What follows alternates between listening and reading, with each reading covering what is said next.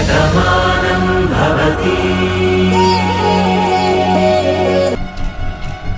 తన మనసులో ఉన్నది ఏదైనా సరే నాతో పంచుకోవాలని చెప్పి వచ్చాడు కాబట్టి దాన్ని పంచుకోనివ్వండి. ఈ విషయంలో ఎవ్వరూ ఏమీ మాట్లాడొద్దు. నువ్వు చెప్పు నాన్న, నీ మాట పూర్తయ్యేంత వరకు ఎవ్వరూ ఒక్క మాట కూడా మాట్లాడరు. విషయం ఏంటో చెప్పు.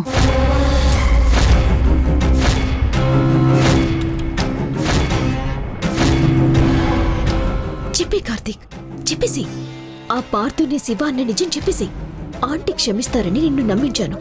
నీకు ఆంటీ కోపం ఎంత ఉంటుందో, భాను మీద ఎంత పగ పెరుగుతుందో ఈ క్షణం నీకు అర్థం అవుతుంది. చెప్పి కార్తీక్, నువ్వు చెప్పే ఆ శుభానాక్షరాల కోసం నేను ఎంతగానో ఎదురు చూస్తున్నాను. చూడమ్మా, ఇప్పుడు నీకు చెప్పబోయే విషయం ముందు నీకు బాధ అనిపిస్తుంది, తర్వాత కోపం వస్తుంది.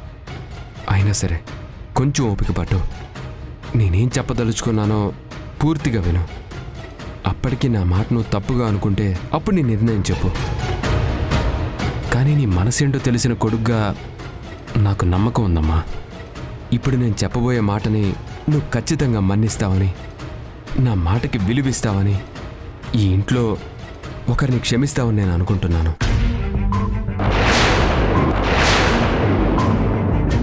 సరిగ్గా 20 ఏళ్ల క్రితం కబడ్డీ పోటీలు జరుగుతున్నప్పుడు అన్నయ్య రాము, మావయ్య కొడుకు శివ కబడ్డీ ఆడుతున్నారు. కానీ అనుకోకుండా అన్నయ్య రాము శివ వల్ల చనిపోయాడని ఆ రోజు మనందరం అనుకున్నాం. నువ్వు ఆ విషయంలోనే మావయ్య కొడుకు మీద పగ పెంచుకున్నావు కదమ్మా. చాలా సంవత్సరాలు నీ కొడుకు నీకు దూరం కావడానికి ఆ కుటుంబమే కారణమని మావయ్య వాళ్ళ మీద నువ్వు కోపంతోనే ఉన్నావు. కానీ భాను మన ఇంట్లో అడుగుపెట్టాక, భాను ప్రవర్తన చూశాక, ఎన్నో సవాళ్ళను ఎదుర్కొన్నా కూడా భాను మన గురించి ఆలోచిస్తుందని, మన కోసమే బ్రతుకుతుందని నువ్వు తెలుసుకున్నాకే భానుని నమ్మటం మొదలుపెట్టావు. మళ్ళీ మావయ్యని క్షమించడం మొదలుపెట్టావు. 2 కుటుంబాలు ఒక్కటవడానికి నువ్వే కారణం అయ్యావు. ఇప్పుడు భాను నువ్వు అత్తగారిలా కాదు, కన్న తల్లిలా చూస్తున్నావు. అదమ్మా నీ గొప్ప మనసు. మరి ఆ రోజు శివ తప్పు చేశాడని అందరం అనుకున్నాం. కానీ ఒక్కటి ఆలోచించమ్మా, అప్పటికి శివ వయసు ఎంత? ఆ చిన్నతనంలో పగలు ప్రతీకారాలుంటాయా? ఒకరి ప్రాణం తీయాలనే ఆలోచన ఉంటుందా? అవేం ఉండవు కదమ్మా. అన్నయ్య ఆ రోజు ఆ ఆటలో అనుకోకుండా జరిగిన పొరపాటు వల్ల అన్నయ్య ప్రాణాలు కోల్పోయాడు. దాన్ని ఎప్పటికీ తీసుకురాలేము. ఎంత ఏడ్చినా కూడా మనకు దూరమైన మన అన్నయ్య మళ్ళీ తిరిగి మన దగ్గరికి రాడు. కానీ ఆ క్షణం జరిగిన పొరపాటుతో అందరినీ వదిలేసి పారిపోయిన శివ మాత్రం తర్వాత తన తప్పును తెలుసుకుని ఉంటాడు. తను పశ్చాత్తాపడి మళ్ళీ మనకు ఎదురుపడాలని, మీ అందరి దగ్గర క్షమాపణ కోరాలని, ఈ కుటుంబంతో కలవాలని ఎంతగానో అనుకుని ఉంటాడు. ఎంతగానో ప్రయత్నం చేసుంటాడు. ఏంట్రా, ఎప్పుడో పారిపోయిన శివ ఇప్పటికీ ఎక్కడున్నాడో తెలియదు. మొన్న విష్ణుమూర్తి ఆ ముష్టి వెధవ ఆ పేరుతో నాటకం వాడాడు. వాసుని నమ్మించాడు. చివరికి ఆ విష్ణుమూర్తి చచ్చాడు. మళ్ళీ ఇప్పుడు ఆ శివ గురించి నువ్వెందుకు ప్రస్తావన తీసుకొస్తున్నావు? చూడరా, అది గడిచిపోయిన గతం. వర్తమానంలో ఆ గాయాన్ని మళ్ళీ గుర్తు చేసుకోవడంలో అర్థం లేదురా. ఇప్పుడు అనవసరంగా ఈ టాపిక్ నువ్వెందుకు తీసుకొచ్చావో మాకు అర్థం కావట్లేదురా. మీరంతా ఆగండి. ఏంటి కార్తీక్, శివ గురించి ఇంతలా చెప్తున్నావు అంటే శివ నీకు కనిపించాడా, లేక శివ ఎక్కడున్నాడో నీకు తెలిసిందా? తెలిసిందమ్మా.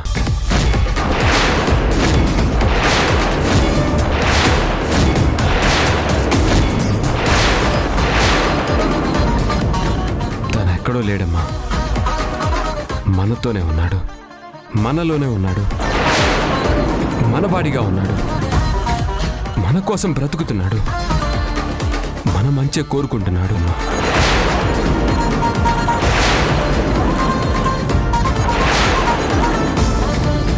ఇప్పుడు మళ్ళీ మన అన్నయ్య ఆ రూపానికి ప్రతిరూపంగానే మన ఇంటికి రాబోతున్నాడు.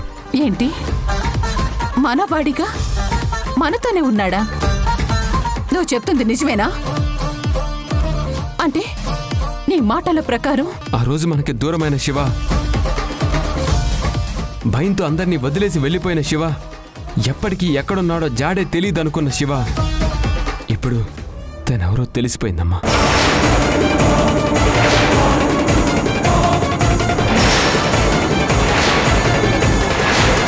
ఆ శివ ఇంకెవరో కాదమ్మా, మన బావ పార్థో.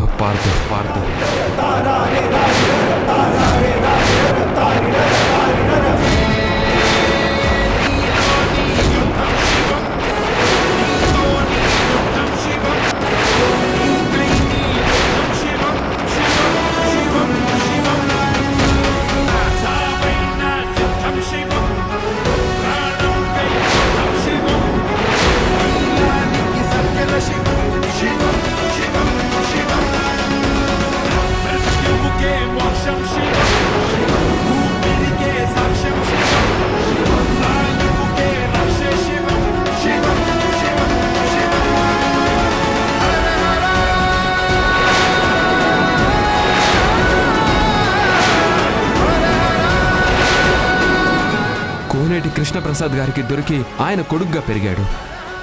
తర్వాత భాను వల్ల ఈ నిజం బయటకు వచ్చింది. అప్పటికే చాందిని బావ ఇద్దరు ప్రేమించుకుంటున్నారు. కృష్ణప్రసాద్ గారు చనిపోయాక మనల్ని చూసి బాధ పెట్టకూడదని తన ప్రేమని వదిలేసుకోవాలనుకొని ఈ పెళ్ళే వద్దనుకున్నాడు. నిజం తెలుసుకున్న భాను బావని పెళ్లి కొప్పించింది. తన ద్వారా మన ఇంటికి ఒక నష్టం జరిగింది. మళ్ళీ తనే మన ఇంటికి అల్లుడిగా కాదు కొడుగ్గా వచ్చి నీ రుణం తీర్చుకోమని బావను ఒప్పించింది. మనందరి దగ్గర ఈ నిజాన్ని దాచి భాను పెళ్లి చేసింది.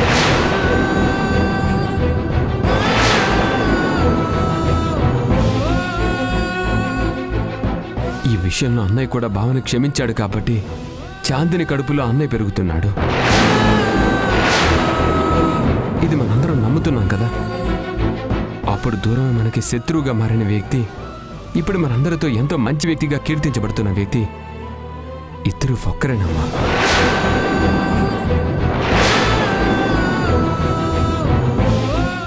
ఈ నిజం నీ దగ్గర దాచడంలో అర్థం లేదు అనిపించింది. ఎందుకంటే బావ గొప్పతనం ఏంటో చూశాను, తన మంచితనం ఏంటో తన చేతల్లోనే నువ్వు చూసావు కదమ్మా. అందుకే అడుగుతున్నానమ్మా, భావం నువ్వు క్షమిస్తావు కదా, మన మనిషిగా అంగీకరిస్తావు కదా?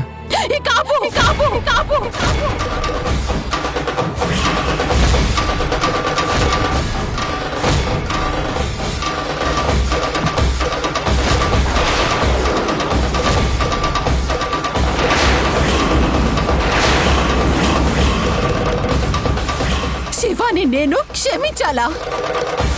క్షమిస్తానని చెప్పాను. ఎలా అనుకుంటున్నావు? రే, పోయింది జ్ఞాపకం కాదురా, నేను పేగు తెంచుకొని కన్నటువంటి నా ప్రాణం. నా పెద్ద కొడుకుని మట్టిలో కలుపుతున్నప్పుడు నా ప్రాణం ఎందుకు పోలేదా అని ఆ రోజు నుంచి కన్నీళ్లు పెట్టుకుంటూనే ఉన్నాను. అదిగో ఆ ఫోటో చూస్తున్నప్పుడల్లా క్షణం నాకు గుర్తొస్తూ కన్నీళ్లు కారుతూనే ఉన్నాయి. దీనంతటికీ కారణమైనటువంటి ఆ శివని నేను క్షమిస్తానని ఎలా అనుకున్నావు? అది ఎప్పటికీ జరగదు.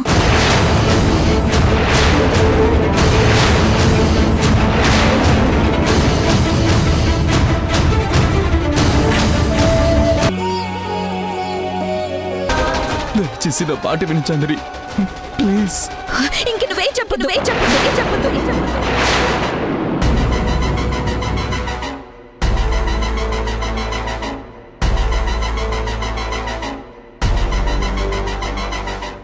దయచేసి నా మాట వినిచాంద్రి. ఇంకాపు.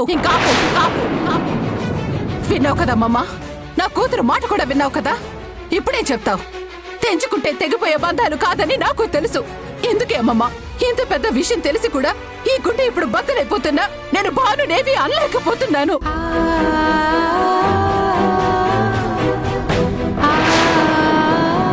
కన్నీరు కార్చడం తప్ప నేనేవి చేయలేను. ఇప్పుడు నా ముందు ఏమీ మిగలేదమ్మమ్మా. నేను ఎంతలా ఏడ్చినా కూడా ఈ బాధ ఎప్పటికీ తీరదు. ఎంతమంది ఎన్ని ఓదార్పు మాటలు చెప్పినా నా గుండెల బాధ కొంచెం కూడా తగ్గదు. అది అది మీకెందుకు అర్థం కావడం లేదు?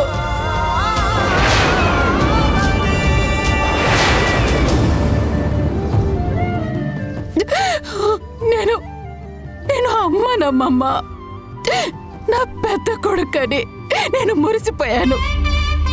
ఆ జ్ఞాపకాలన్నీ నా కళ్ళ ముందే కన్నీళ్లుగా మారిపోయాయి. నేను నడక నేర్పించినటువంటి కొడుకు నా చేతుల్లోనే నిర్జీవంగా పడున్నాడు. ఒక తల్లికి అంతకన్నా నరకం ఇంకేమైనా ఉంటుందా?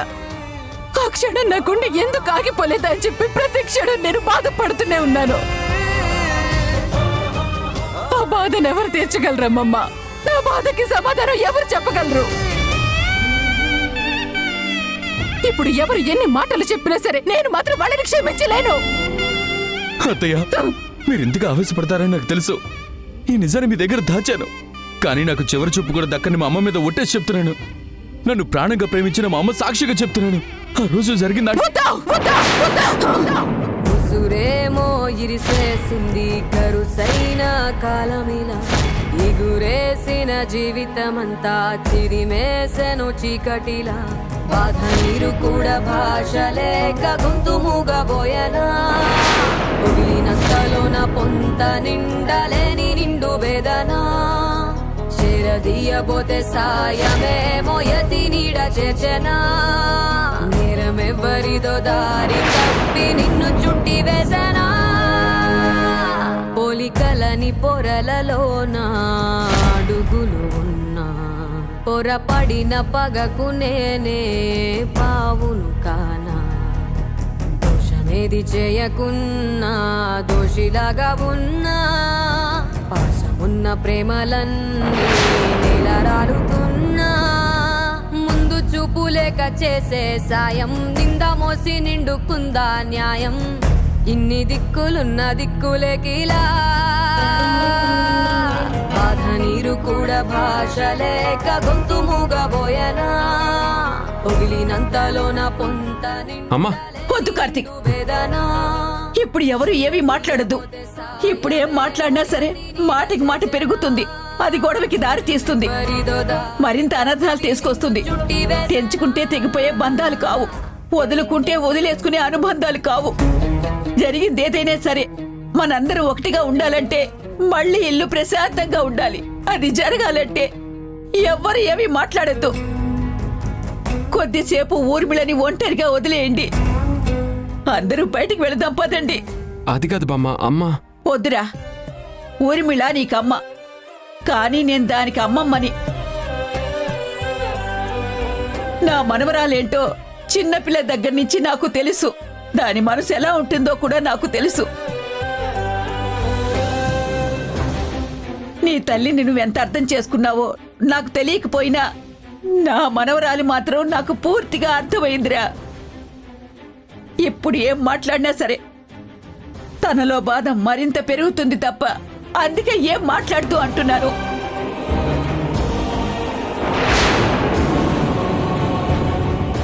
తన గుండెల్లో బరువు దిగిపోయేదాకా ఏడవని, కన్నీళ్ల రూపంలో ఆ బాధను బయటికి రాని. భగవంతుడు మనిషికి ఇచ్చిన గొప్ప వరం ఈ కన్నీళ్లు. గుండెలు పగిలేంత బాధనిచ్చిన ఆ దేవుడే గుండె మంటను చల్లార్చడానికే ఈ కన్నీళ్ళు ఇచ్చాడు.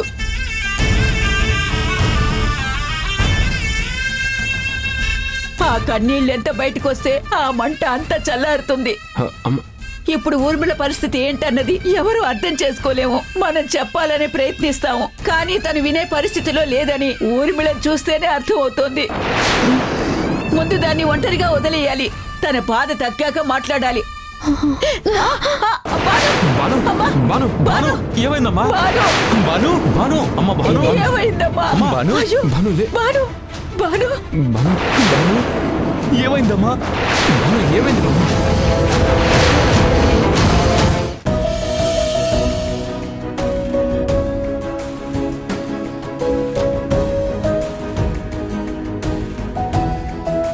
Uncle, coffee. ఇవ్వు తల్లి. ఏంటి అంకుల్, ఈరోజు చాలా సంతోషంగా కనిపిస్తున్నారు? అవును తల్లి, రా కూర్చో. ఆ, భాను జీవితం ఎలా ఉంటుందో ఏమైపోతుందోనని ఏ విషయంలోనైనా భయంగా ఉంటూనే ఉండేది. ఎందుకంటే ఎవరికి ఎలాంటి సమస్య వచ్చినా అది భాను తన మీదే వేసుకునేది. తన మంచితనంతో ఆ సమస్యని పరిష్కరించాలని ఎప్పుడూ పాటుపడేది. ఒక్కసారి అదే తనని చిక్కుల్లో పడేసేది. నీకు తెలియందేముంది, నా మీద నిందపడి నేను జైలుకెళ్ళినప్పుడు తను నా కోసం నిలబడింది, నా కోసం పోరాడింది, నన్ను నిర్దోషిగా నిరూపించి బయటికి తీసుకొచ్చింది. అందులో తనకేం మిగిలింది? భాను ఆ ఇంటికి దూరమైంది. అత్తగారిని కాదనుకుని కన్న తండ్రి కోసం వెళ్ళిపోయిందన్న నిందని మోసింది. అయినా సరే నా కూతురు న్యాయం కోసమే నిలబడింది. ఆ న్యాయమే ఇప్పుడు భానుని గెలిపించింది. ఇప్పుడు చెల్లెమ్మ మనసు మారింది. భానుని ఆ ఇంట్లో అందరూ మహారాణిలా చూస్తుంటే నా మనసులో ఎంత ఆనందం ఉందో మాటల్లో చెప్పలేకపోతున్నాను తల్లి. అందుకే భానుతో ఈ విషయం చెప్పానమ్మా. శివ ప్రస్తావన కానీ ఆలోచన కానీ ఆ ఇంట్లో అస్సలు తీసుకురావద్దు అని. చెల్లెమ్మ నాతో చెప్పింది కాబట్టి సరిపోయింది. ఎంత దూరంగా ఉన్నా భానుకి శివ అన్నయ్యేగా. అభిమానం మనసులో ఏదో ఓ మూల ఉంటుందిగా. పొరపాటున శివ ప్రస్తావన ఆ ఇంట్లో తీసుకొస్తే మళ్ళీ ఎలాంటి గొడవలు అవుతాయోనని నాకు భయమేసింది. అందుకే ఎప్పుడూ శివ ప్రస్తావన తీసుకురాకు అని భానుతో చెప్పాను. తను కూడా అర్థం చేసుకుంది. ఆడపిల్ల అత్తారింట్లో ఆనందంగా ఉంటే కన్న తండ్రికి ఎంత సంతోషంగా ఉంటుందో మాటల్లో చెప్పలేమమ్మా.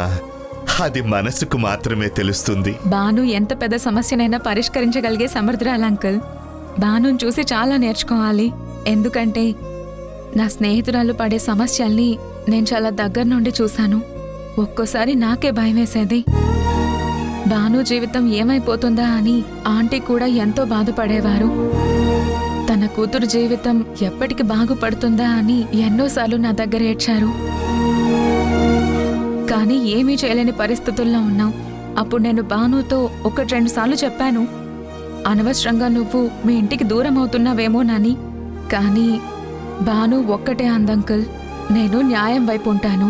న్యాయాన్ని గెలిపించినప్పుడు న్యాయమే మనల్ని గెలిపిస్తుందని. అమ్మ భాను,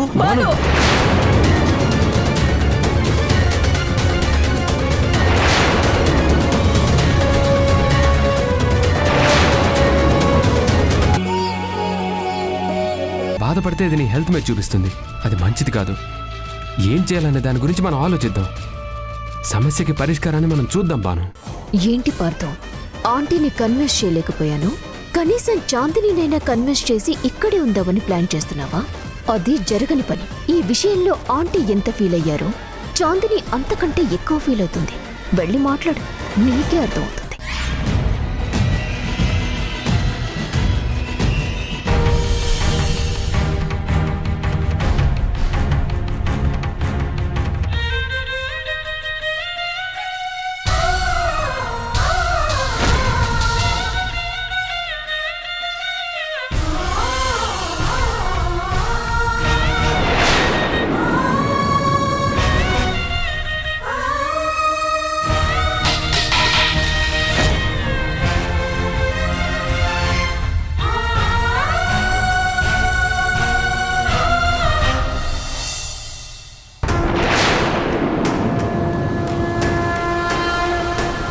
ఎందుకు మోసం చేశావు? ఎందుకు ఇంత పెద్ద నాటకం ఆడావు? నేను నిన్ను ప్రేమించడమే తప్పైందా? నువ్వే ప్రాణం అనుకున్నాను, నువ్వే జీవితం అనుకున్నాను. నీతో బ్రతకలేకపోతే ఈ జీవితం ఎందుకు అనుకున్నాను. అందుకే నువ్వు పెళ్లి ఒప్పుకోకపోతే చచ్చిపోవాలని నిర్ణయించుకున్నాను. నిన్ను అంతగా ప్రేమించాను. కనీసం అప్పుడైనా మీ అన్నయ్యని చంపినా అంతుకొని నేనే అని, మీ అందరూ ద్వేషిస్తున్న శివని నేనే అని నీకు చెప్పాలనిపించలేదా? ఆఖరికి నా ప్రేమని కూడా నువ్వు మోసం చేశావు కదా. ఇంత పెద్ద నిజాన్ని నా దగ్గర దాచావు. నిన్ను ప్రేమించడమే నేను చేసిన తప్పైపోయింది. నీకు మనసివ్వడమే నేను చేసిన పొరపాటు అయిపోయింది. నీతో తాళి కట్టించుకోవడం, జీవితాన్ని పంచుకోవడం నేను చేసిన క్షమించరాని నేరమైపోయింది. ప్లీజ్ చాందిని, కనీసం నువ్వైనా నన్ను అర్థం చేసుకో. నేను నిన్ను మనస్ఫూర్తిగా ప్రేమించాను. నా ప్రాణం కంటే ఎక్కువగా చూసుకున్నాను. నువ్వే నా జీవితం అనుకున్నాను. కానీ ఈ నిజాన్ని నీ దగ్గర దాచడానికి ఒక కారణం ఉంది. ఇది బాను నేను కలిసి తీసుకున్న నిర్ణయం. దానికి కూడా ఒక బలమైన కారణమే ఉంది. అదేంటో అన్నది చెప్పే అవకాశం ఇస్తేనే కదా నేను చెప్పేది. ఇంకేం చెప్పొద్దు, ఏం చెప్పొద్దు, ఏం చెప్పొద్దు, ఏం చెప్పొద్దు. ఇప్పుడు నువ్వేం చెప్పినా కూడా అది ఇంకో నాటకం అవుతుంది. మిమ్మల్ని మీరు సమర్థించుకోవడానికి చెప్పే మాటే అవుతుంది. నిజంగా ప్రేమిస్తే ఇలా రహస్యాలుండవు. నిజంగా ప్రేమిస్తే మోసానికి తావే ఉండదు. నువ్వు నిజంగా నేను నీ ప్రాణం అనుకుంటే ఈ విషయం నాకు ఎప్పుడో చెప్పుండేవాడివి. కానీ నా మెడలో తాళి కట్టి ఇప్పుడు నన్ను తల్లిని చేస్తూ ఈ నిజాన్ని ఇంతవరకు నా దగ్గర దాచావంటే నీ దగ్గర ప్రేమ లేదు, కేవలం స్వార్థం మాత్రమే ఉంది. నీలాంటి స్వార్థపరుడు జీవితంలోకి నేను వచ్చినందుకు, నీ రూపానికి ప్రతిరూపాన్ని నా కడుపులో మోస్తున్నందుకు నా మీద నాకే అసహ్యం వేస్తుంది. అంత నా కర్మ. చాందిని, వద్దు, వద్దు, వద్దు, వద్దు. నన్ను ముట్టుకోవద్దు.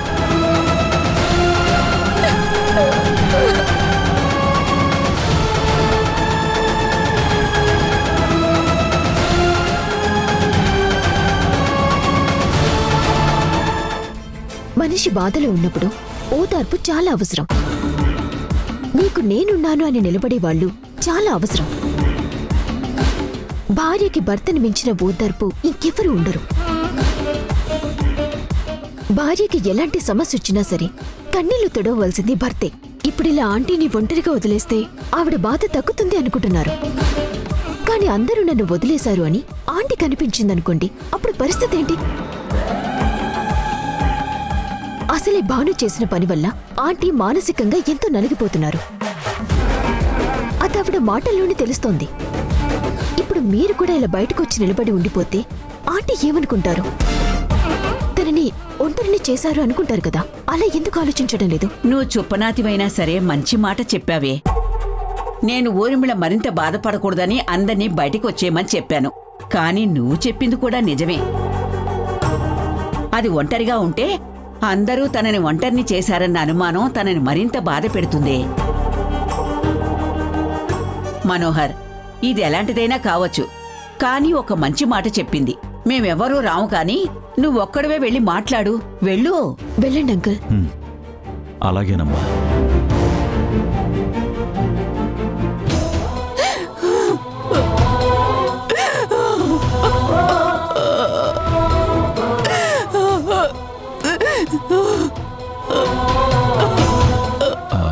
ఊర్మిళ, నీకు బాధగానే ఉంటుంది. జరిగిన సంగతిని నువ్వంత తేలిగ్గా తీసుకోలేకపోతున్నావు. అది అర్థమవుతూనే ఉంది. కానీ ఒక్కటి ఆలోచించు, ఇది ఎప్పుడో ఎన్నో సంవత్సరాల క్రితం జరిగిపోయింది. కానీ ఇప్పుడు ఈ ఇంట్లో కొన్ని బంధాలు ముడిపడి ఉన్నాయి. పంతాలతో వాటిని తెంచుకోలేం కదా. ఎవరి మీద పగని పెంచుకోవాలసలు? పార్థు రూపంలో ఉన్న శివ మీద? తనిప్పుడు ఎవరు? ఈ ఇంటికి అల్లుడు, మన కూతురి భర్త. పెళ్ళైన వాళ్ళు విడిపోకూడదని అందరూ కోరుకుంటారు. అలాంటిది అన్యోన్యంగా ఉన్నవారిని ఇప్పుడు మనం విడదీయగలమా? జరిగిన గతంతో పోల్చి ఇప్పుడు వాళ్ళ భవిష్యత్తు పాడు చేయగలమా? ఇంకా భాను మన కోసం ఎంత చేసిందో మనకు తెలిసిందే కదా ఊర్మిళ. భాను ఏం చేసినా కూడా మంచే చేస్తుందని నువ్వు కూడా నమ్మావు కదా. చివరికి నీ ప్రాణాల్ని కాపాడడానికి కూడా భాను ఎంతో సాహసం చేసింది. అలాంటి భాను తప్పు చేస్తుందని నువ్వు అనుకుంటున్నావా? రాము విషయంలో ఏం జరిగిందో అది ఎప్పుడో జరిగిపోయింది. ఇప్పుడు ఎంత బాధపడినా కూడా దాన్ని ఎవ్వరూ వెనక్కి తీసుకురాలేం. అలా అని నువ్విప్పుడు బాధగా ఉన్నా, ఈ ఇంట్లో గొడవలు జరిగినా కూడా మళ్ళీ ఈ ఇల్లు సమస్యల్లో పడుతుంది. మన పిల్లలే సమస్యల్లో పడతారు ఊర్మిళ. వాళ్ళు బాధపడితే మనం తట్టుకోగలమా చెప్పు? దయచేసి నా మాట అర్థం చేసుకో ఊర్మిళ.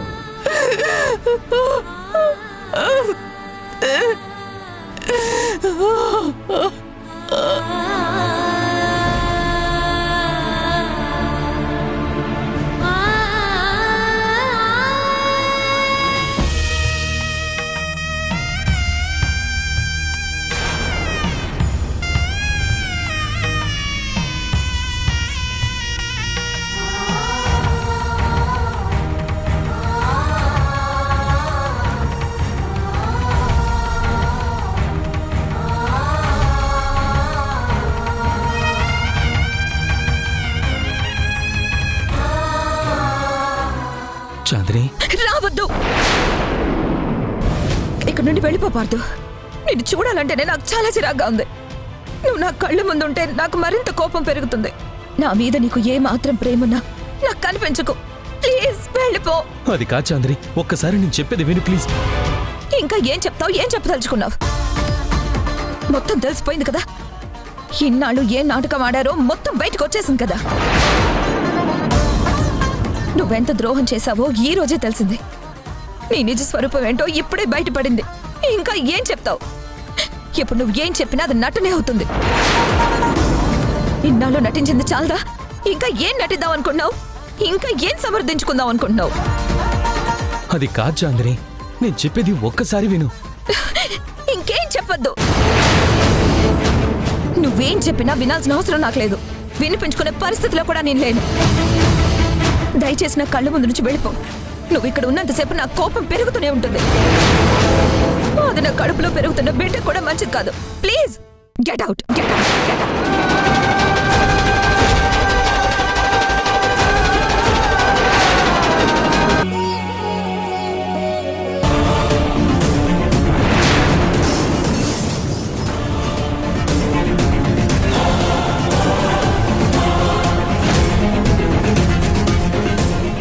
వాసు వచ్చినట్టున్నాడు. వాసు,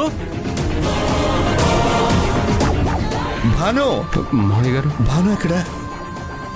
భాను, ఏంటి తల్లి, ఏం జరిగింది? ఏదైనా పెద్ద గొడవ అయిందా? ఏమైంది తల్లి? ఎంత అడిగినా జవాబు చెప్పకుండా మౌనంగా ఉంటే ఎలా? అసలు ఏం జరిగిందో చెప్పు. చెప్పమ్మా, మాట్లాడు తల్లి. ఏం జరిగిందిరా? నాకు చాలా కంగారుగా ఉంది. ఏమైందో చెప్పమ్మా. రే మనో, ఏం జరిగిందిరా? నాకు అసలే కంగారుగా ఉంది.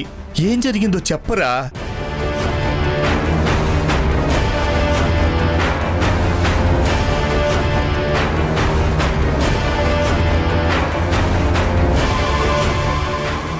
అబ్బా, మీరైనా చెప్పండి అబ్బా. మీరే ఈ ఇంటికి పెద్దవారు. ఈ ఇంట్లో చెల్లెమ్మతో సహా అందరికీ మీ మాట అంటే శాసనం. ఎందుకంటే మీరేం చెప్పినా మంచే చెప్తారు, అనుభవంతో చెప్తారు కాబట్టి. మీరైనా చెప్పండి అమ్మా.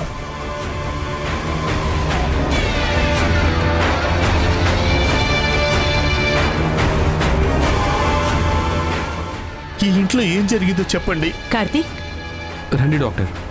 అమ్మ రూమ్లో ఉన్నారు, మీరు వెళ్ళి చెక్ చేయండి. అలాగే. వెళ్ళండి. ఏంట్రా, ఎవరు మాట్లాడరేంటి? మీ అందరికీ నేను పిచ్చి వాళ్ళ కనబడుతున్నాడట్రా. ఈ ఇంట్లో ఏదో గొడవైందటగా నీలిమ ఫోన్ చేసి చెప్పింది. అందుకే ఉన్న పలానా నేను రామలక్ష్మి ఇక్కడికి వచ్చాం.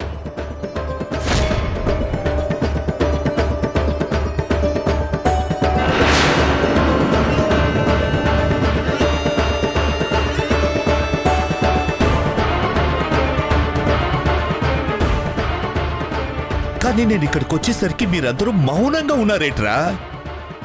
నా పాటికి నేను ఒక్కనే మాట్లాడుతున్నాను. ఒక్కరు కూడా నాకెందుకు సమాధానం చెప్పట్లేదు?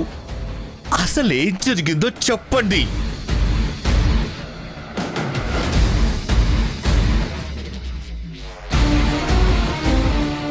ఏం డాడీ, మీరెందుకు మౌనంగా ఉన్నారు? మీరేం తప్పు చేయలేదు కదా. మన ఇంట్లో ఏ తప్పు జరగలేదు కదా. మరి మనం చెప్పడానికి ఏముంది? చెప్పండి డాడీ.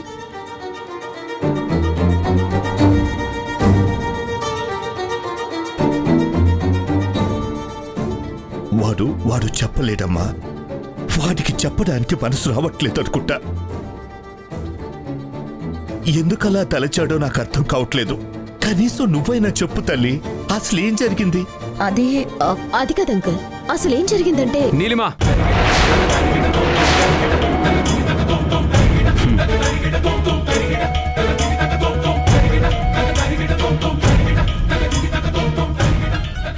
మీ అందరికీ పుణ్యం ఉంటుంది. పెద్దవాణ్ణైనా సరే మీ అందరికీ దండం పెట్టి అడుగుతున్నాను.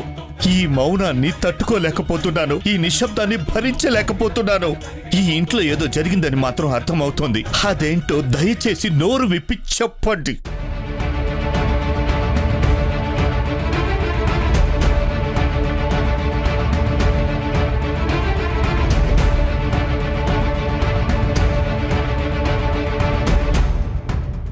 రేయ్, అడుగుతోంది నిన్నేరా. చెప్పరా, ఏం జరిగిందో చెప్పు.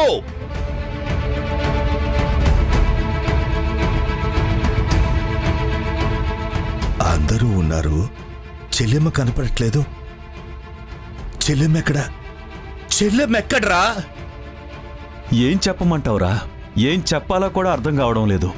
ఎలా చెప్పాలో కూడా నాకు అర్థం కావడం లేదురా.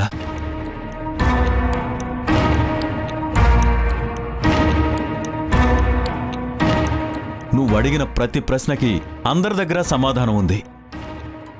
కానీ ఎవ్వరి గొంతులో నుంచి ఒక్క మాట కూడా రావడం లేదు. ఎందుకో తెలుసా? సమస్య అలాంటిది.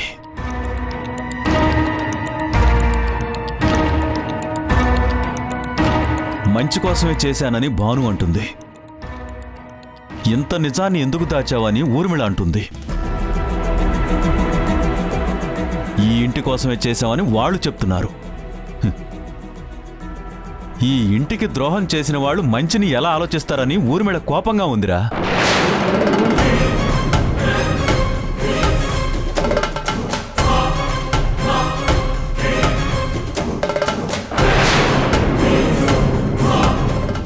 ఏం చెప్పమంటావు?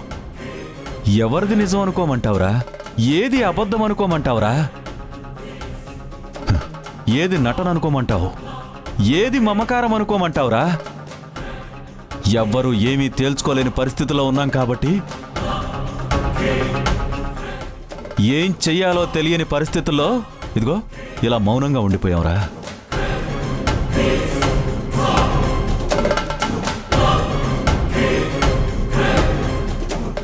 అవును వాసు, మా గొంతులో నుంచి మాట వినాలని నువ్వు అనుకుంటున్నావు.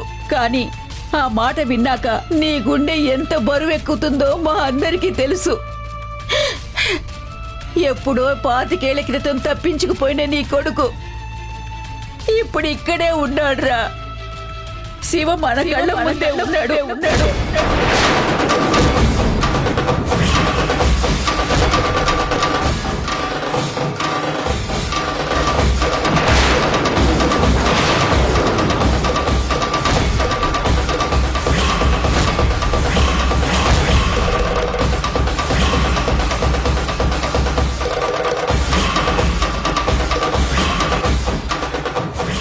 ఏంటమ్మా మీరనేది?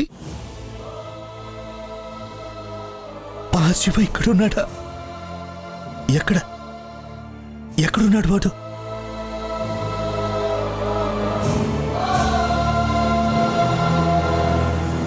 నీ ఎదురుగుండానే ఉన్నాడ్రా. కానీ నీ శివాల కాదు. అదిగో పార్దులా ఉన్నాడు.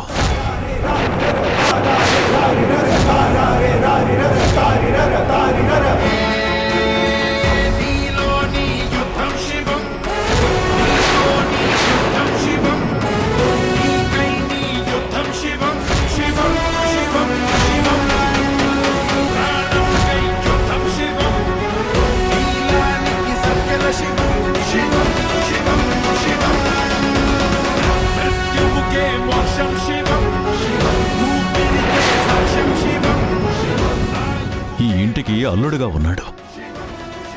నా కూతురు చాందినికి భర్తగా ఉన్నాడురా.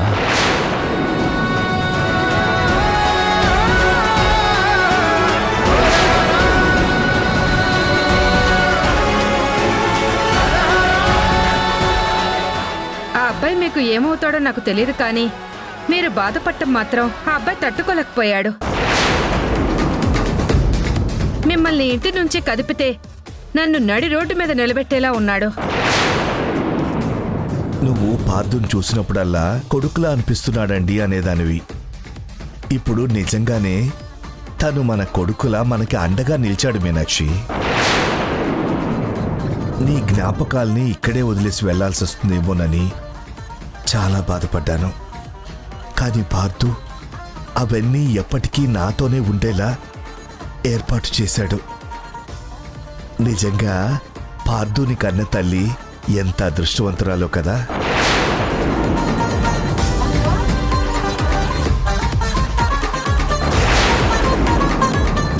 నిజంగా ఫోన్ చేసింది మీ కొడుకే అయితే మీ కళ్ళ ముందే ఉంటాడు, కానీ మీకు దూరంగా ఎందుకుంటాడు?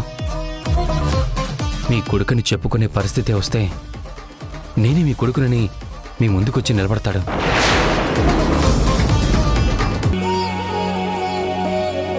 తల్లి, ఏంటమ్మా ఇది? ఇంతటి నిజాన్ని ఇన్నాళ్ళు ఎందుకు దాచావమ్మా? కనీసం మాతో అయినా ఒక్క మాట కూడా ఎందుకు చెప్పలేదు?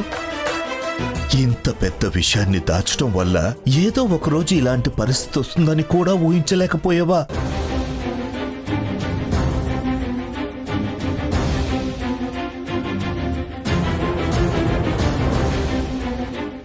చెల్లెమ్మని అలా చూస్తుంటే బాధ అనిపిస్తోంది. తనేమైపోతుందోనని భయమేస్తోంది. నువ్వు నిజాన్ని దాచడం వెనకేదైనా మంచి కారణం ఉండుండొచ్చు, కానీ దాని ప్రయోజనం మాత్రం ఇప్పుడు నాకేమీ కనిపించట్లేదు.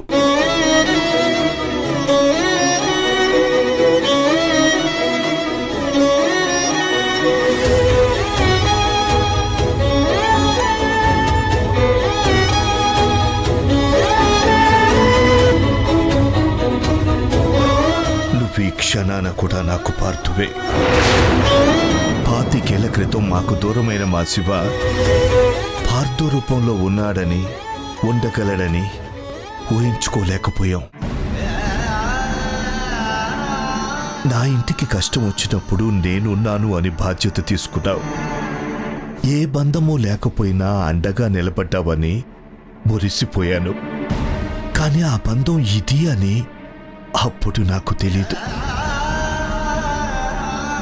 ఇప్పుడు తెలిసినా కూడా శివ అని నిన్నెందుకు పిలవలేకపోతున్నానో తెలుసా? నాకు నీకంటే నా చెల్లెలే ముఖ్యం. తను మళ్ళీ మామూలు మనిషి అవ్వడం ముఖ్యం. తను నిన్ను క్షమించడం ముఖ్యం.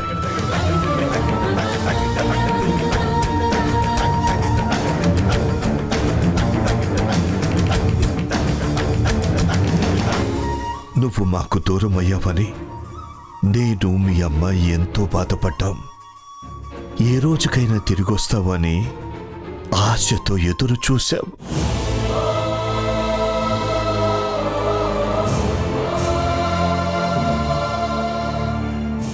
కానీ చెల్లెమ్మ పరిస్థితి అలా కాదు. తన కొడుకు మట్టిలో కలిసిపోయాడు. ఎప్పటికీ తిరిగి రాడు. తన జ్ఞాపకాలతోనే ఈనాటికి బతుకుతోంది తప్ప వాడేనాటికి కళ్ళ ముందు రాడుగా.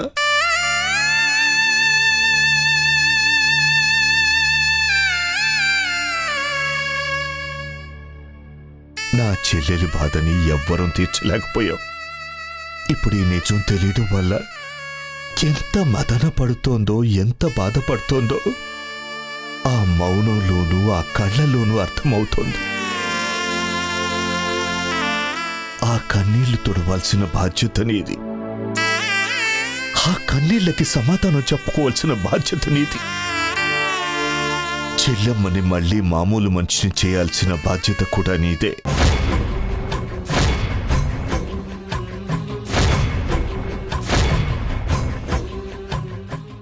చెల్లెమ్మ నిన్ను క్షమించిన తర్వాతే నిన్ను శివ అని పిలుస్తాను. అంతవరకు నిన్న పేరుతో పిలవలేను. ఇది నేను నీకు విధిస్తున్న శిక్ష కాదు. కొడుకు అని తెలిసాక కూడా కొడుకుని పేరు పెట్టి పిలవలేని తండ్రిగా నాకు నేను విధించుకుంటున్న శిక్ష. నిలుచుండగా కడకిలా జరిగే నేరమే లేకున్నా నిందలే పడేనే నిజమిదే నా విధి పనేనా ఇది ఎవరి నాటకమో బరువిదే నా ఈ క్షణాన సుడిగాలి చేరేనా తలరాత మారేనుగా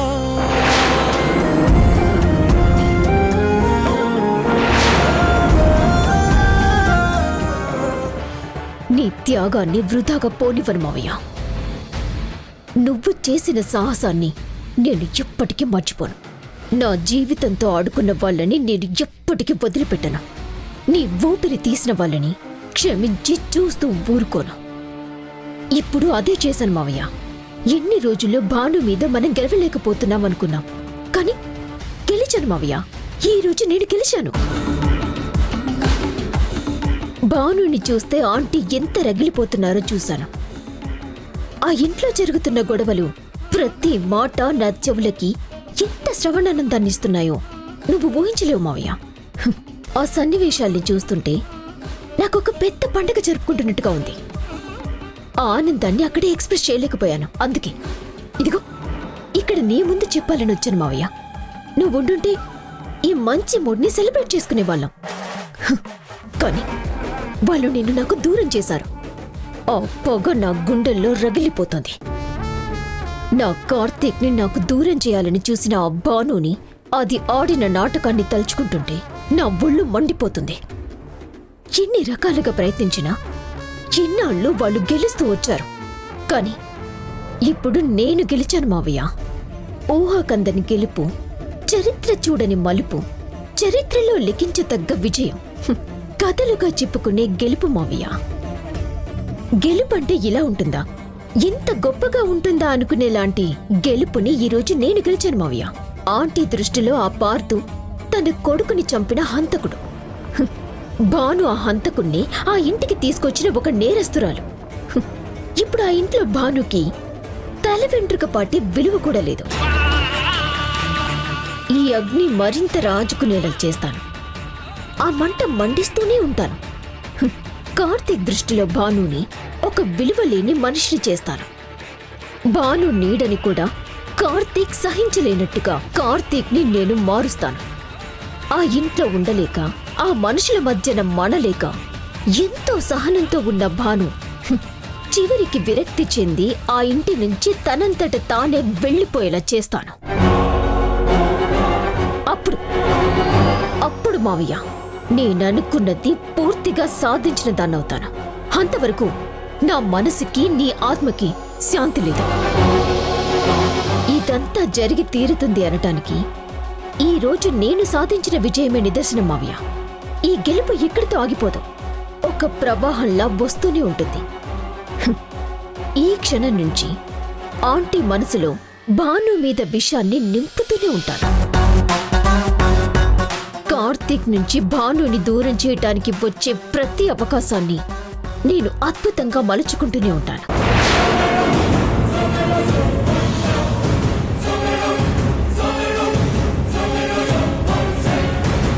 ఏ కుటుంబం గురించైతే భాను పాలుపడిందో, ఏ ఇంటి గురించైతే భాను అంత తపన పడిందో, ఏ ఇంటినైతే స్వర్గంగా మార్చుకుందో, ఆ భానుకి ఆ ఇల్లు నరకంగా మారుస్తాను. ఆ మనుషుల్ని శత్రువులుగా మారుస్తాను. భాను ఊహను కూడా వాళ్ళు సహించలేకుండా చేస్తా. చివరికి తనంతట తానే అందర్నీ అన్నీ వదిలి వెళ్లేలా చేస్తాను. ఇది నేను మీ ముందు చేస్తున్న శపథం మావయ్య.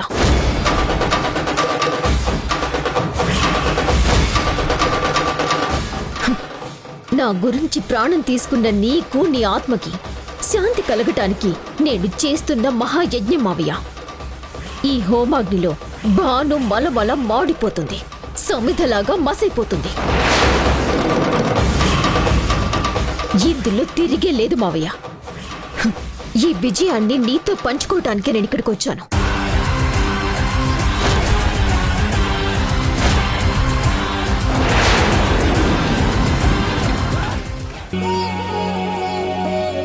ఆడవాళ్లకు బాధనిపిస్తే అందరి ముందు ఏడ్చేస్తారు, కన్నీళ్లు కారుస్తారు. కోపంతో తిట్టేస్తారా. ఆ ఏడుపులోనే వాళ్ళ బాధ కొంతవరకు తగ్గుతుంది. కానీ మగవాడు బాధని బయటికి చెప్పుకోలేడురా. ఏడ్చాడనుకో, అరే వీడు మగాడయ్యుండి ఏడుస్తున్నాడు అంటారు. రేయ్, మనసు అనేది ఎవరికైనా ఒకటే కదా, బాధ అనేది ఎవరికైనా ఒకటే కదా. కానీ మగవాడి కన్నీటికి విలువ లేదురా. అందుకే కన్నీళ్లతో బాధని బయటికి చెప్పలేం. ఇదిగో గుండెల్లోనే దాచుకోవాలి. శివ మీద నా కోపం లేదు అన్నాను, కానీ రాము దూరమైన బాధ నాకెందుకుండదు చెప్పు. కాని తండ్రిగా నేను నా మనసుకు కొంత ధైర్యాన్ని చెప్పుకోగలను. కానీ తల్లి మనసు అలా ఉండదు కదరా. నవమాసాలు మోసి తన ప్రాణానికి తెగించి బిడ్డకు జన్మనిస్తుంది. ఆ పిల్లల చేతుల్లోనే తను కన్నుముయ్యాలి అనుకుంటుందిరా. కాని అదే తల్లి చేతిలో పిల్లలు కాలం చేస్తే ఆ తల్లి మనసు తట్టుకోలేదురా. ఆ బాధని ఎవ్వరం తీర్చలేం. అమ్మ అనే పదం వెనకాల ఎంత ఆప్యాయత ఉంటుందో అది అనుభవించిన వాళ్ళకే తెలుస్తుందిరా. అమ్మ ప్రేముందే అనంతమైనదిరా.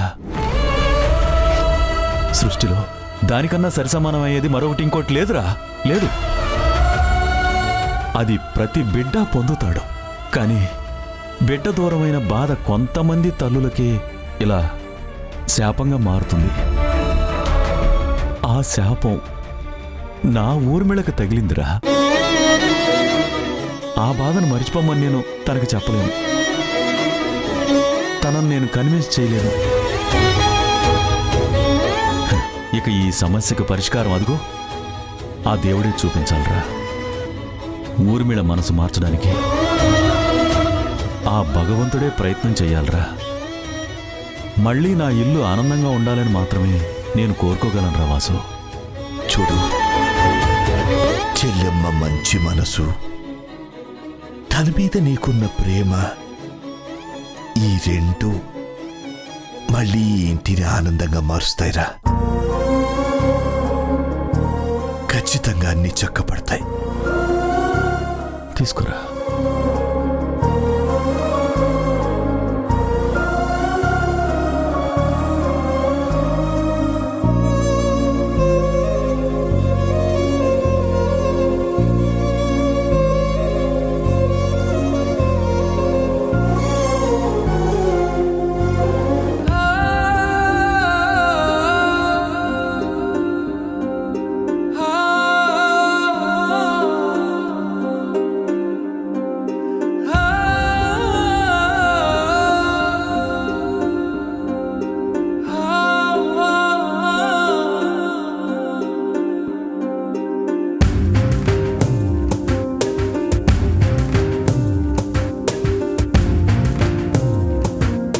ఏవండి,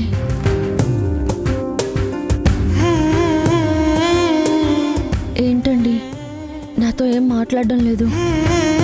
నా మీద మీకు కోపంగా ఉందా? ఇప్పుడు నీ మీద కోపడే ప్రయోజనం ఉంది బాను. అయినా నేను ఎవరి మీద కోపం పెంచుకునే పరిస్థితిలో లేను. అసలు ఏం జరుగుతుందో అర్థం కానప్పుడు ఏం చెయ్యాలో కూడా అర్థం కావట్లేదు బాను. ఇలాంటి పరిస్థితుల్లో నా ఆలోచనతోనే నాకు సరిపోతుంది. ఇంకా నేను నీ మీద కోపాన్ని ఎందుకు పెంచుకుంటాను? చూడండి, ఇలాంటి ప్రమాదం జరుగుతుందని ఊహించే నేను ఇన్నాళ్ళు ఈ విషయం దాచాను. నిజం మీకు తెలిసిన మరుక్షణం మీరు ఎంతో మదన పడ్డారు. ఆ క్షణాన మీకెంత కోపం వచ్చిందో నేను నా కళ్ళతో చూశాను. వెంటనే ఆ విషయాన్ని మీరు తట్టుకోలేక మీరు బరస్ట్ అవుతుంటే మిమ్మల్ని నేను కంట్రోల్ చేశాను. అప్పుడు మీరు నా మాట వినిపించుకున్నారు. ఆ రోజే మీకు చెప్పాను, ఈ విషయం అత్తయ్యకి తెలిస్తే ఎలా రియాక్ట్ అవుతారు, ఆవిడ పాజిటివ్గా తీసుకోకపోతే, లేదంటే పరిస్థితి ఇంకోలా ఉంటుందని మీకు ఆ రోజే చెప్పాను. మీ అమ్మగారి మీద మీకు ఎంత ప్రేమ ఉందో నాకు తెలుసు. ఆవిడ బాధపడితే ఆవిడ కన్నా మీరు ఎక్కువ బాధపడతారని నాకు ఆ రోజే తెలుసు. అందుకే నేను మీతో అలా మాట్లాడాను. అత్తయ్యకి ఈ విషయం వెంటనే తెలియకూడదని నేను మిమ్మల్ని కన్విన్స్ చేశాను. మీరు కూడా కన్విన్స్ అయ్యే కదా నా దగ్గర ఒప్పుకున్నారు. అత్తయ్య దగ్గర నిజం చెప్పకూడదని ఆ నీలిమకు కూడా మీరు గట్టిగా వార్నింగ్ ఇచ్చారు. అంతలా ఆలోచించిన మీరు ఈరోజు అత్తయ్య దగ్గర చెప్పడం ఏంటి? అత్తయ్య ఇంత బాధపడటానికి ఒక విధంగా ఈ నిజం తెలియడమే కదండి. నీలిమ చెప్పిందన్న ఒకే ఒక కారణంతో మీరు అత్తయ్య దగ్గర నిజం చెప్పేశారు. చూసారా ఇప్పుడు పరిస్థితి ఎలా మారిపోయిందో. ఇప్పుడు ఎవరు ఏం చెప్పినా కూడా అత్తయ్య వినే పరిస్థితుల్లో లేరు. కనీసం నీలిమతో మాట్లాడినప్పుడు నాతో చెప్పుండాల్సింది కదా. నేనైనా కన్విన్స్ చేసి ఉండేదాన్ని కదా. మీరు తొందరపడి అత్తయ్యతో నిజం చెప్పేయడమే పరిస్థితి ఇంతవరకు దారి తీసిందని నాకు అనిపిస్తోంది. ఇది మిమ్మల్ని బాధ పెట్టాలని అనడం లేదండి. అత్తయ్య బాధపడుతున్నారు. ఈ నిజం ఆవిడికి తెలియకుండా ఉంటే ఈ బాధ ఉండేది కాదు కదా అని అత్తయ్య గురించి ఆలోచించి చెప్తున్నమాట. దయచేసి దీన్ని తప్పుగా అనుకోకూడదు. చూడు భాను, నువ్వు అమ్మ విషయంలో భయపడ్డావు. ఆవిడికి నిజం తెలిస్తే ఏమవుతుందని కంగారులో నువ్వు నిజాన్ని దాచాలనుకున్నావు. కానీ నేను అమ్మకు అబద్ధం చెప్తానని ఎలా అనుకున్నావు? ఈ నిజం ఏదో ఒకరోజు తెలిసాక అమ్మ బాధపడకుండా ఉండడానికే ఆవిడ్ని బాగా ప్రిపేర్ చేసి అర్థం చేసుకునేలా చెప్పాలనుకున్నాను. అలా చెప్పకుండా ఈ నిజాన్ని నా మనసులోనే దాచుకొనుంటే అమ్మను చూసిన ప్రతిసారి నేను అమ్మను మోసం చేస్తున్నానేమో అనే నాకే తెలియకుండా ఒక గిల్టీ ఫీలింగ్ నాకు కలుగుతుంది. అలా నేను బ్రతకలేక అమ్మని మోసం చేయలేకపోతున్నాను. అంటే ఏంటండి మీరనేది? అత్తయ్యని నేను మోసం చేశానంటున్నారా? ఈ నిజాన్ని దాచి నేను తప్పు చేశానంటున్నారా? అసలు నేను ఎందుకు దాచానో మీకు అంతలా అర్థమయ్యేలా చెప్పాను కదా. అయినా దీన్ని మీరు మోసమని ఎలా మాట్లాడుతున్నారు? నేను మోసం చేశాను అనటం లేదు భాను, నిజాన్ని దాయటం తప్పు అంటున్నాను. ఈరోజు కాకపోతే ఏ రోజైనా నిజం తెలుస్తుంది. ఇన్నేళ్ళు నువ్వు దాచావు, ఇప్పుడు నాకు తెలియలేదా? అలా అమ్మకు తెలిసిన మరుక్షణం నేను అమ్మకి చెప్పనందుకు తను ఎంత బాధపడుతుందో నువ్వుని నా పరిస్థితిలో ఆలోచించు భాను. అప్పుడు నేను అమ్మకి ఎందుకు నిజం చెప్పానో నీకు అర్థమవుతుంది. అమ్మ గురించి ఆలోచించినా ఇంకా ఏ విషయం గురించి ఆలోచించినా సరే ఒక పెద్ద నిజాన్ని దాచడం మోసమే అవుతుంది కదా. దాన్ని నువ్వెందుకు తెలుసుకోలేకపోతున్నావు? అలా మాట్లాడుతున్నారేంటండి? 1000 అబద్ధాలు ఆడైనా ఒక పెళ్లి చేయమంటారు. ఎందుకు? పెళ్లి తర్వాత ఆ జంట సుఖంగా ఉంటుందని, వాళ్ళు కలకాలం బాగుంటారని. కానీ నేను ఇక్కడ ఏ అబద్ధం చెప్పలేదు. ఒక్క నిజాన్ని దాచి పెళ్లి చేశాను. ఒక మంచి జంటని కలిపాను. ఈ ఇంట్లో ఒక మంచి జరగాలని కోరుకున్నాను. బాధ పెట్టే నిజం కన్నా జరగబోయే మంచిని చూశానండి. అందరూ కలిసి ఉండాలని కోరుకున్నాను. మరీ ముఖ్యంగా అత్తయ్యకి ఇలాంటి పరిస్థితి రాకూడదని ఆ నిజాన్ని దాచాలని నేను ప్రయత్నించాను. అది మీరెందుకు అర్థం చేసుకోవట్లేదు? సమర్థించుకోవడానికి ఎన్నైనా ఉండొచ్చు భాను, కానీ నిజం ఎప్పటికైనా నిజమే కదా. అది చెప్పే తీరాలి కదా. అది ఎప్పుడు తెలిసినా బాధ ఇలాగే ఉంటుంది కదా.